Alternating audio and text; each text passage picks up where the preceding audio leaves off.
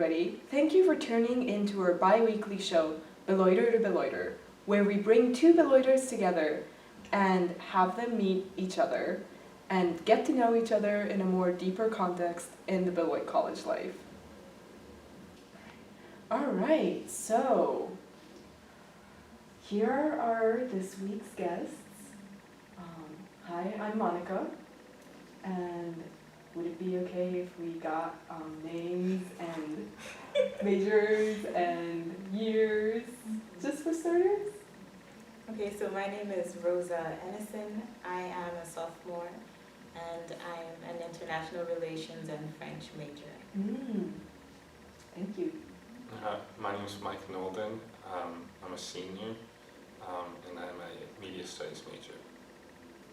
Thank you. So, where are you guys from? Would you say you grew up in this area, or would you say you grew up somewhere else? I ask this question only because I have a kind of a weird background. I was born in the States, but I grew up in Japan, and then now I'm back in the States, and I'm kind of this weird domestic international hybrid thing that's walking on campus. So I'm curious, like, you said you are interested in international relations. Would that be safe for me to assume that there's experience in like international? Yes, I am from Ghana, but I grew up in Zimbabwe, and I'm studying abroad right now. So yeah, this is my first time in the States, and I do like traveling a lot. So yeah. All right, thank you. I am very different. I'm actually from just south of Madison here in Wisconsin, Oh, cool. a small town called Belleville. I grew up in the country, actually on a dairy farm, so, but yeah, I'm real local. Nice. Oh, we have a really cool dynamic here. Yeah. So that means you're very, very accustomed to like the cold weathers and everything that the Midwest brings. Yeah, definitely. Yeah. What about in Ghana? Is it like as cold as the Midwest here, or? It's nowhere close to this. It's like 30 degrees Celsius. I'm guessing that's up in the 90s in Fahrenheit. And it's very humid. It's tropical weather. We're like the closest to the center of the earth, so we're really close to like the equator. It's hot. Oh my gosh! It doesn't get anywhere close to this, and I'm dying right now. I feel ya! Yeah. You said this is your sophomore year, right? Yes. So that means you went through 1 year of very, very cold winter. Yeah. But you know, you never get used to it. So I'm a freeze. I know. I would definitely agree. I'm 22 years in Wisconsin, and I'm still not used to the cold weather. I hate it. Oh, okay. I thought it was just me that in like, you know, or like people who didn't grow up in this kind of weather, but I guess we just kind of have confirmation that the Midwest really just like freezes everybody off. Oh yeah, you get used to it, but it doesn't mean you like it. Right, yeah, I think that's a very good point. Yeah, so I am curious about like, you are a athlete? Yes. I play football here. This is actually my third year here playing football. I actually transferred here in 2013. Oh. So, but yeah, I love football here, and I love the whole academic department. It's phenomenal. And we had a new coaching staff 2 years ago for the football team, and I love them. They're young guys, so they're very relatable. Okay. So you originally didn't come to Beloit? Yeah, I went to a school in Iowa. It was called Upper Iowa University. There on a football scholarship, actually, out of high school, and then I transferred here after 3 semesters. Okay, so this is like the question that I ask people, since, you know, it's like you come from very tropical weathers and you've ended up in Beloit, which is like, you know, freezing weathers, and you've decided to transfer. Now I'm guessing that's really not for the weather. So, you know, so what brought you here to Beloit? What was the reason why you came here in the first place? Okay, for me, my college counselor's daughter came here to Beloit College, and she was telling me all about it. She's like, it's small, the classes are small. Everyone says that, it's cliche, I know, but I really appreciate that because you really get to take advantage of all the opportunities that are presented to you. And also, 3 of my classmates from high school came here as well, so we're like, okay, let's just all go to Beloit together. So that's why. And the financial aid. I can relate to that. Yeah. Yeah, I definitely came here. I'm not gonna lie. I came here for football, but you know, I came from a really small high school too, so I didn't want to go to a big school just because I didn't like. I mean, I don't even like being in Madison. It's so many people. Like, I'm just not used to being around a lot of people, and so like, yeah, the size had definitely a role in it, and then of course money. Right. You know, gotta be able to afford it. So. Yeah, that's very, very true, and I think Beloit really does a good job of that, like supplying financial aid to students. Yeah, I can relate to both of you a lot. Yeah. So maybe this is where we kind of like introduce a game of thinking about sort of like, because part of our show is to get to know each other, and it's safe to assume that you two don't know each other, correct? Yeah.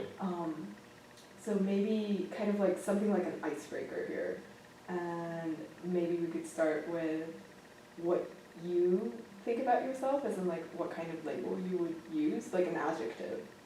So like,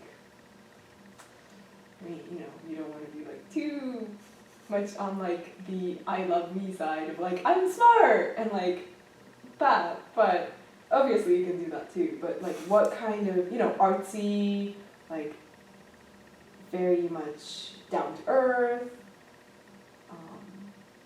interested in politics, I don't know, that's not an adjective, but something, maybe like a word or a phrase that describes yourself. And then I will be asking what you two think of each other. Okay. Yeah, just like first time meeting, so kind of like breaking the ice here. I would say for myself, I would describe myself as hardworking. I mean, like I said earlier, I grew up on a dairy farm, so I mean, I love to do, you know, like hands-on type stuff, and you know, I always got up early, and you know, I've really never had a problem doing anything. So I would say hardworking for myself. Thinking. That's okay. You can do pensive, which is like, which is like thinking. I am kind of pensive, but I'd say I'm creative. I really like to write poems and make music and draw. You know, those are like my hobbies, and I do that in my spare time. But then, yeah, I'm also really into the politics. Yeah. Oh, so that was like not an accident that I like blurted out something that's not even like a description. Okay. Okay, good. Yeah, thank you. Would you say that, like, do you find yourself, okay, so I'm using the description that you use, hardworking. Would you say that you have, like, that would be something that you would potentially use for yourself too? Depending on the situation. I can relate to that. I'm not always hardworking, but when there's work to be done, I will get it done. Yeah. What about for you, like the word creative? I mean, I'm guessing like sports, like, you know, you're on the field, like you're on the go. I'm pretty sure that it's like the textbooks are there, but like, you know, it's not going to be always the textbook style of doing things. Creative. I wouldn't necessarily say creative. You know, I'm not really into all that arts and stuff, but I don't know. I mean, I would say maybe a little bit, but I wouldn't call myself creative. And I'm definitely not interested in politics. Yeah, but I'm guessing, like, I'm really thinking of, like, when you're a football player, right? Yeah. And, like, when you're on the field, like, I'm pretty sure before you're on the field, you talk about, like, strategy. Oh yeah. And, that's kind of, like, textbook in a sense that you have it laid down. But, like, when you're on the field, like, you're in the situation. Yeah. So the strategy might have worked when you thought about it, but, like, when you're there, how do you deal with a situation that's, like, not what the strategy proposed would, help out? I think this is where a lot of your practice comes into, and just like getting repetitions in practice and like seeing different types of stuff on the field. So it's more of a reaction than taking time to think about it, because if you take the time to think about it, then you're going to be a step behind and not make a play or something. So I think it's, just over time you kind of develop that aspect of just reaction and reacting to, the way the defense plays, and you just kind of go with what you know and what you've always done. So would you say something like going with the flow, like reading the situation and then acting accordingly to it? I would say, yeah, you definitely read the situation like before a play, and then like as the play progresses, you definitely just react to whatever the offensive defense is doing. So Right. Now, okay, so I'm starting to draw parallels between what you just described and kind of like politics, but before I really start drawing actual parallels, would you be willing to elaborate on like what aspects of like politics you're interested in? Okay, so for me, I'm really interested in, back home in Ghana, the government is extremely corrupt, and I'm just looking for ways for there to be transparency and in the government, and ways to link the civil society to the government and to establish a relationship between them in order for there to be more economic growth in Ghana. Because right now things are going downhill, and I don't even know why I chose to come to the US to study African politics, but I think it's important to get a grasp of worldwide politics. And so, yeah, I'm just interested in learning more about it, because I don't necessarily know a lot, but I am interested. So, yeah. Yeah, so so this is kind of what I'm thinking now. You're very much in the field when you're, like, in the field. That's obvious. But, so I'm kind of drawing a parallel here where it's almost like you've taken yourself out of context, so to speak, because you're out of Ghana, right? And now you're in the States, you're studying African politics here, and I kind of see that almost as like strategizing for like when you go back, which is, would you say that's a fair analogy to make here, or? Yeah, it is in a way. When you're looking for issues with a situation, sometimes it's important to step out of it and get, a different perspective of things, and it'll just give you a wider range of options in terms of tackling the issue. So it is sort of a strategy. Right. Would you say there are moments like that in what you do in the field when you're playing football and the game is really going, but like it's not going the way your team would want it to go? Like, what are some tactics that you have? Would it be just like stepping out, like Rosa said, or? I would say like, when we're not on the field, so like I play wide receiver, so I'm on offense. So like when our defense is on the field, we're on the sidelines, and we might make changes based off of what we see during the game. So like we could have a strategy coming into the game, but then during the game, like say they run something different that we originally, game planned for, then we'll try to make changes during the game. I know on Saturday actually, we ran one play, and they ran a coverage into it, and we just made up a play on the sideline to like completely backyard football, made up a play, and it Cool. actually worked, so. Great, like improvising. Yeah, Yeah. It's kind of like living in the moment and Yeah. like really dealing with the situation as it comes to you. yeah, definitely. Yeah. I can relate to that a lot. I do a little bit of like theatrical work, so like that, and I like improvising, and that's really very much like staying in the moment and allowing the situation to unfold, and then saying yes to it, and going from there. So yeah, would you say like that's some kind of like that kind of attitude, that kind of mentality, like really being in the present moment and really, seeing the situation as it is, for you in Ghana with like the economic, downturn that it's taking at the moment. Would you say if you were to, you came here to kind of like get a broader perspective, that's what I'm guessing that kind of was like the appeal of America as a country. Would you say that like there are things here that will take you back to like kind of like in the field playing the game as you would be playing back in Ghana? Not really. Not really. No, things are very different here, so it's like a complete transformation. Mm.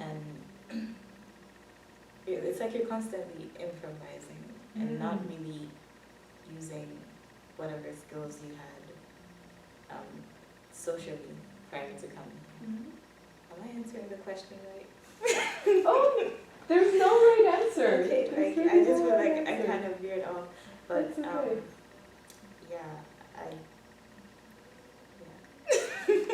It's okay. It was like a very like long question, and I'm trying to make all these connections, and I think you guys can feel that too, right? But do you guys have questions for each other that you would want to maybe ask? I was gonna ask you why you came to the States, but you already said you didn't know, but, because, that is really, I get the whole like outside perspective, and I'm actually glad you brought that up. It's like, I've lived in Wisconsin all my life, so I never really get another like state's perspective, so. So if you were to like go to another state or a country, where would you go? If I was going to go to another state in the U.S., I would pick Colorado. I just think it's a beautiful state, and I love just like the mountain aspect, and I've been there before, and I love the city of Denver. If I was going to go to another country, honestly, I don't really know. I've been to Germany and Switzerland and Canada before, but I don't really want to just pick like based off of those three. I wouldn't say I know enough of like the world cultures to like make a good guess of where I'd want to go. The world is a big place. You're not alone here. Yeah. Yeah, do you have any questions for...